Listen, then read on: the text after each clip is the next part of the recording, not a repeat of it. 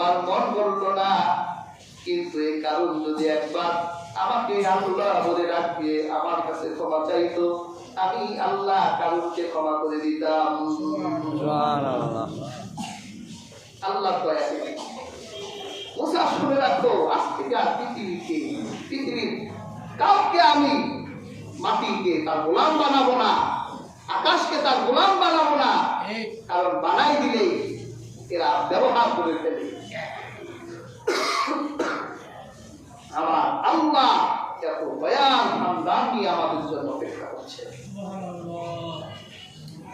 কাজী হাজিরিন, এই পৃথিবীতে যারা যাকাত আদায় করে না, যাকাতকে নিয়ে ইনসাফ করে অবজ্ঞা করে এই বিধানকে, তাদের কারণের থেকে শিক্ষা গ্রহণ করা উচিত। এই পৃথিবীতে সম্পদ কাউকে অমর করতে পারে নাই। যদি সম্পদ কাউকে সুখ দিতে পারত, সম্পদ কাউকে অমর করতে পারত, কারণকে এই পৃথিবীর মুখ থেকে কেউ বুঝতে পারত না। কাজী হাজিরিন, সম্পদের মোহ, সম্পদের ভালোবাসা কমানোর জন্য আল্লাহ পাক যাকাত ব্যবস্থা দিলেন। তুমি যদি যাকাত দাও, সম্পদের মোহ তোমার থেকে কমতে থাকবে। সম্পদের ভালোবাসা তোমার থেকে কমবে, তুমি দুনিয়াদার হবে না, তুমি আল্লাহমুখী, আল্লাহর প্রিয় ভাজন বান্দায় পরিণত হতে পারবে। এরপর হাজিরিন, যাকাত দিলে দারিদ্র বিমোচন হয়। সমাজের ভিতরে গরিব মানুষের, যারা দরিদ্র শ্রেণীর মানুষ, ফকির মিসকিন, এদের সংখ্যা কমতে থাকবে। ফলে ওই সমাজের ভিতরে একটা অর্থনৈতিক ব্যালেন্স তৈরি হবে। আর যদি আপনি যাকাত না দেন, তাহলে গরিব শ্রেণীর মানুষ তো বাড়তেই থাকবে। ফলে সম্পদের কাল লাগবে, গরিবরা আপনাকে বদদোয়া দিবে। অনেক গরিবরা বদদোয়া দেয় না, আল্লাহ সম্পদ দিচ্ছে কেন, আমাদের দেয় না কেন, আল্লাহ মানে না কেন, ঠিক না? কাজী হাজিরিন, দারিদ্র বিমোচনে ইসলাম যাকাত ব্যবস্থা দিয়েছে। আজকে দেখেন, যাকাতের সঠিক প্রয়োগ হয় নাই দেখি সুদের মতো অর্থনীতি পৃথিবীতে দাঁড় হয়ে গেছে। সুদ মানুষকে কি উপকার দিল? দরিদ্রকে আরো দরিদ্র করলো, অভাবীকে আরো অভাবী করলো, রক্ত চুষে গরিবের সব শেষ করে নিঃশেষ করে দিচ্ছে। এজন্য আমাদের সুদ থেকে বাঁচতে হলে যাকাত ব্যবস্থাকে আমাদের দাঁড় করাতে হবে। যাকাত দিয়ে দারিদ্রতা বিমোচন করা যায়। এরপর হাজিরিন, যাকাত দেওয়ার মাধ্যমে একজন ধনী মানুষের সাথে একজন গরিবের সম্পর্ক ভালো হয়।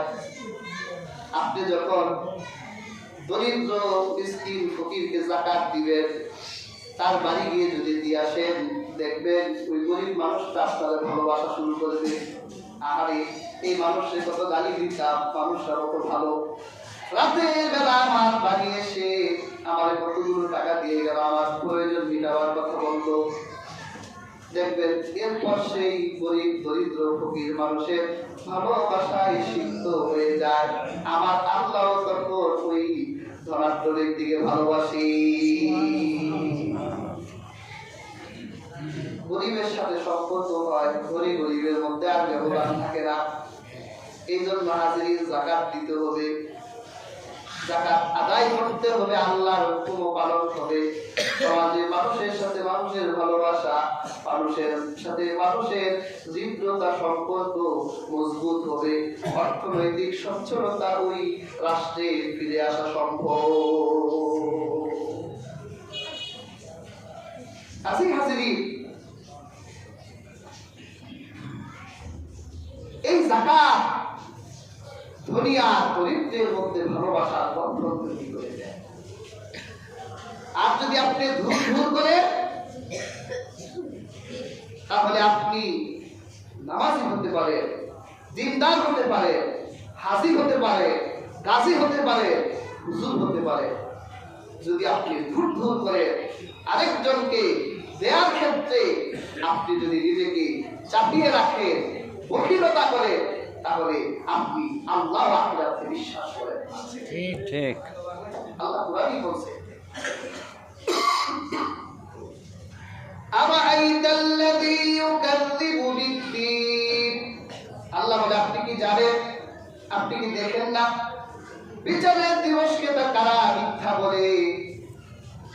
যারা আরাআইতাল্লাযী ইউকাযযিবু বিদ্দীন ফাযালিকাল্লাযী ইয়াদউল ইয়াতীম, যারা ইতিমকে গলা ধাক্কা দেয়, ওয়ালা ইয়াহুদ্দু আলা তুআমিল মিসকিন, যারা মিসকিনকে খাবার দেয় না।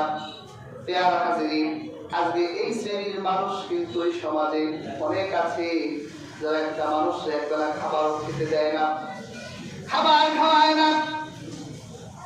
ঢাকা শহরের বড় বড় রেস্টুরেন্ট গুলোতে যান, আমাদের এই কাছে বড় বড় রেস্টুরেন্ট আছে, দেখবেন রাতের বেলা হাজার হাজার ধনাঢ্য মানুষরা একটু ইলিশ খাওয়ার জন্য হাটে চলে আসে। একটা ইলিশ ভাজা খাবে, সে ইলিশ খায়, এরপর সেই প্লেটের ভিতরে তার দুটা খাবার থাকে, ইলিশের অনেকগুলো পিস থাকে, অনেক খাবার সে অপচয় করে বের হয়ে যায়। সে যে দরজা দিয়ে বের হয়ে গেল, ওই দরজার গোড়ার ভিতরে একজন ক্ষুধার্ত লোক দাঁড়িয়ে আছে, তার কাছে হাত পাতে আমার কিছু দেয়। সে কিন্তু খাবার ভিতরে অপচয় করে এলো, পকেটে পয়সা টাকাও দেয় না, খাবারও দেয় না, বের হয়ে যায়। অপচয় করলো, সহযোগিতা করলো না, দান করলো না, বের হয়ে গেল। আর হাজির, অবশ্যই এই ব্যক্তি আল্লাহকে আর বিশ্বাস করে না। যে গরিবের ভালোবাসা বোঝে না, যে দুঃখীর দুঃখ বোঝে না, সে মানুষই না। যদি তার ভিতর মানবিকতা থাকতো, এই এতটুকু খেতে পারি নাই, পার্সেল করো। এরপর সে যখন গাড়িতে উঠবে, একজন ক্ষুধার্ত মানুষ যদি বলে, মামা আমার ক্ষুধা লাগছে, তুমি পার্সেলটা তার হাতে দাও, দেখবা তোমার এই খাবার হয়তো আরেকজন খাবে না, কিন্তু আরেকজন খাবে।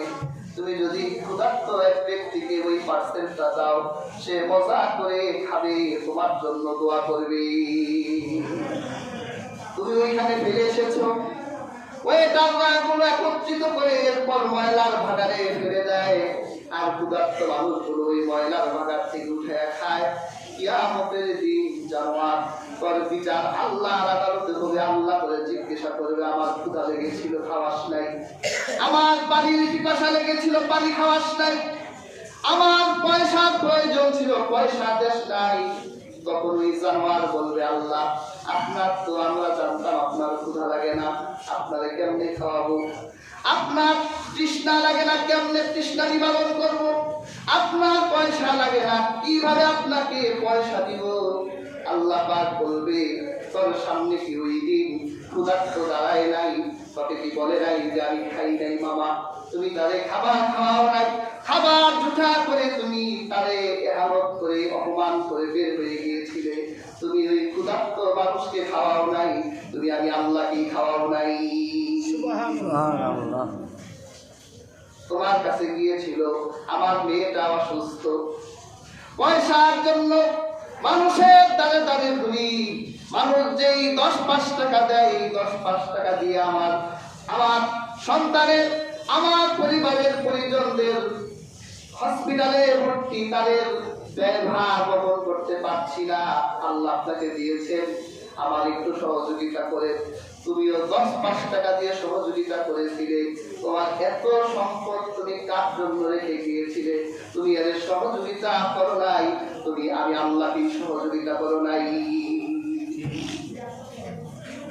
আল্লাহ বের করে দিয়েছি আমার কাছ থেকে, বের হয়ে যা, তুই আমার খাওয়াস নাই, তুই আমার পড়াস নাই, আমার তৃষ্ণা নিবারণ করিস নাই, আমার প্রয়োজন পূরণ করিস নাই, অথচ আমি আল্লাহ তোকে মাল দিয়েছিলাম।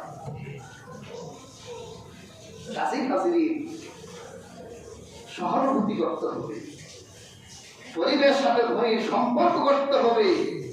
যদি আপনি একেবারে নাও দিতে পারে, মাথায় হাত দিয়ে একটু মাথাটা বুলাইও তো দিতে পারেন যে আমার কাছে এখন নাই, আবার দেখা বলে দিতে।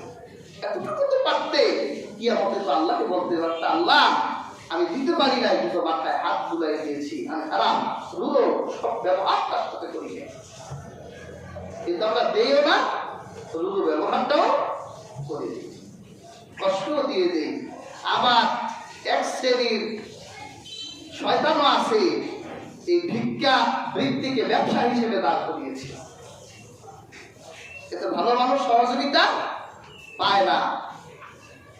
সেই কবে অসুস্থ হয়েছিল নিজের ছেলে মেয়ে, বাপ দাদা, চাচা নানা, এই এটাকে কেন্দ্র করে মানে 100 বছর হায়াত দিলে 100 বছরে ভিক্ষা করত, আমার অমুক অমুক তমুক, আমার এই সেই এই, আমার পায়ে এই ঢুকছে ওই ঢুকছে, তার সব হয়ে গেছে, সে এখন কাজ করে খেতে পারে কিন্তু খাবে না, এটা তার মজা পেয়ে গেছে, বাসে বাসে উঠে, গাড়িতে গাড়িতে উঠে, বিভিন্ন জায়গায়। এতে সমাজে আসল যারা ক্ষুধার্ত, আসল যারা মানুষের প্রয়োজনের জন্য যারা মুখের দিকে তাকিয়ে থাকে, অসহায়, আসল যারা প্রকৃত অসহায় মানুষের প্রতিও আমাদের অভক্তি উঠে গেছে।